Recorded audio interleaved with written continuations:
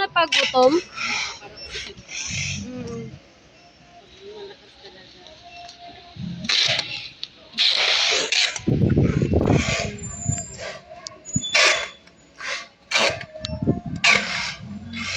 Te.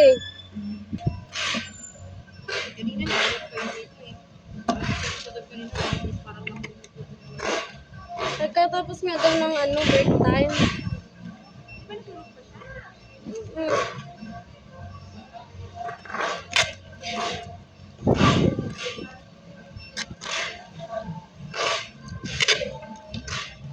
Sabihin natin, mag-under time ako.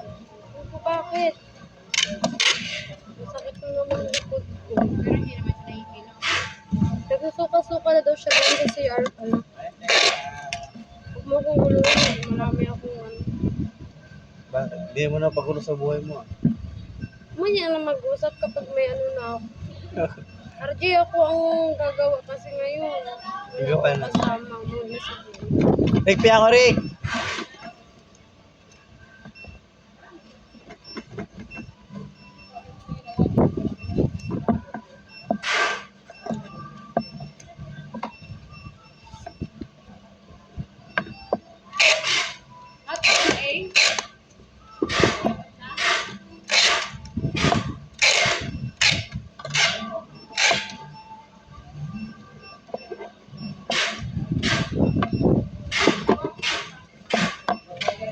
May ganyan talaga na tao kasi.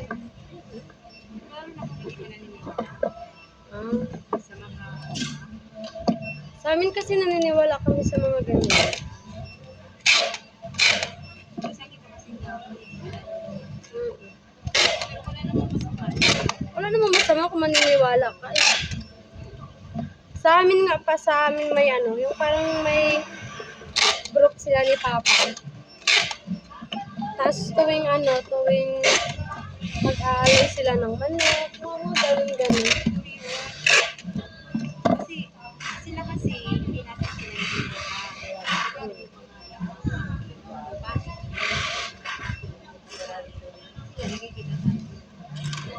tapos iba yung kunyari lumipat ka sa ibang bahay tapos iba yung pakaramdam meron yun mabigat ganyan meron din ganun kasi sila din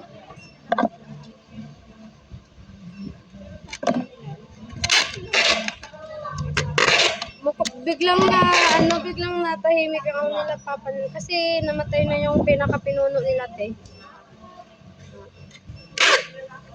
Ang asin kasi tuwing maraming sopas. Mga ganun, oo.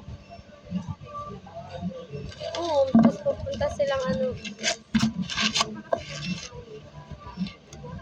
Tapos tuwing mahal na araw, diyan parang malakas sila yung pinakapinuno. Diyan sila parang malakas.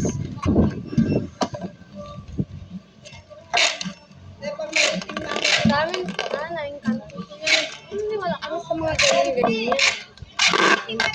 Kaya ka nagkakaganyan kasi mo sa bahay nila. Ganun. Na-try ko yan dati kasi yung mata ko sobrang hati talaga na tagal na wala. Oo, doon pa din yun sa school namin.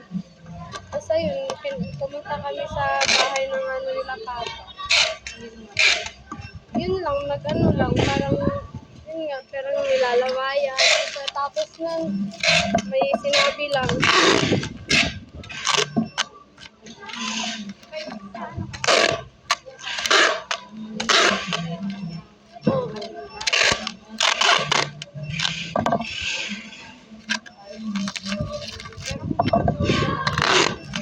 Sa amin minsan kasi yung parang kasanib sa kanila yung gumawa mga gano'n. Yan ang sa akin. Ay, iwan ko anong term dito. Ang term kasi sa Bisaya kasi buhat.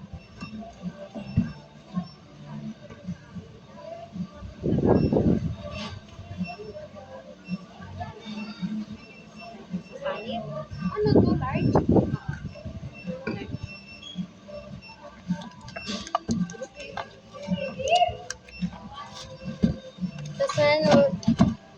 Tapos Magdadala kami niyan ng bino.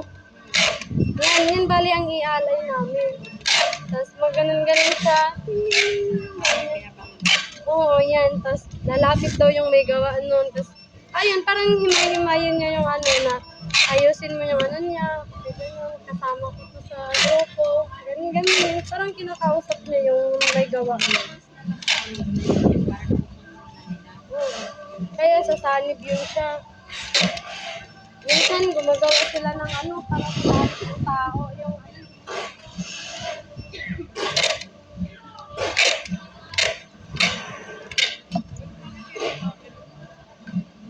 Pero may iba na hindi naniniwala sa mga ganun.